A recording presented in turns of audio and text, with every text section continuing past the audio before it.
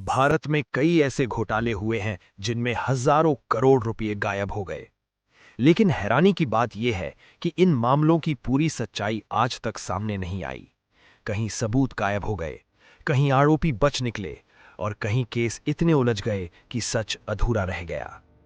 आज हम जानेंगे भारत के 5 सबसे बड़े घोटाले जिनकी सच्चाई आज भी अधूरी है। बोफोर्स घोटाला। 1980 के दशक में भारत ने स्वीडन की कंपनी बोफोर्स से तोपें खरीदने का सौदा किया, लेकिन 1987 में एक बड़ा खुलासा हुआ। आरोप लगा कि इस डील में 64 करोड़ रुपए की रिश्वत दी गई। इस मामले में उस समय के प्रधानमंत्री राजीव गांधी का नाम भी विवादों में आया। हालांकि बाद में कई आरोप साबित नहीं हो पाए, लेकिन आज भी सवाल है, क्या सच में रिश्वत दी गई थी? और अगर दी गई थी तो किसे? हर्षद मेहता स्टॉक मार्केट घोटाला।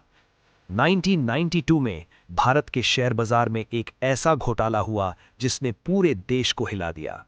इस घोटाले का नाम था 1992 इंडियन सिक्योरिटी स्कैम और इसके मुख्य किरदार थे हर्षद मेहता।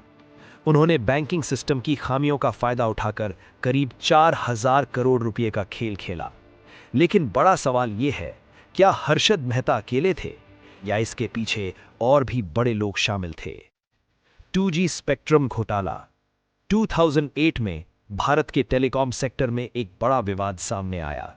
आरोप था कि मोबाइल नेटवर्क के लाइसेंस बहुत कम कीमत पर बांटे गए। इस मामले में तत्कालीन टेलीकॉम मंत्री ए राजा का नाम सामने आया। कहा गया कि इससे देश को 1.76 लाख करोड़ रुपए का नुकसान हुआ। हालांकि बाद में कोर्ट में कई आरोप साबित नहीं हो पाए, लेकिन आज भी ये मामला भारत के सबसे विवादित घोटालों में गिना जाता है। 4. कोयला घोटाला।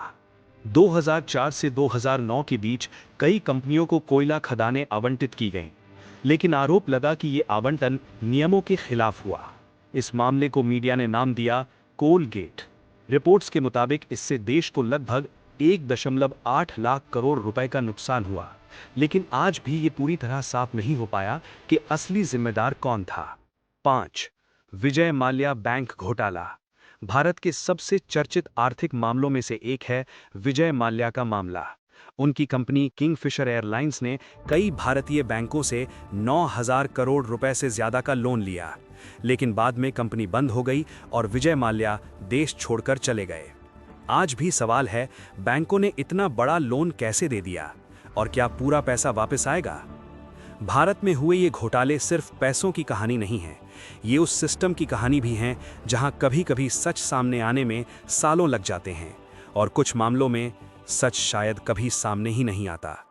अगर आपको ऐसे ही अनसुलझे रहस्य, सीक्रेट मिशन और भारत की अनसुनी कहानियां जानना पसंद है तो चैनल को सब्सक्राइब जरूर करें। धन्यवाद।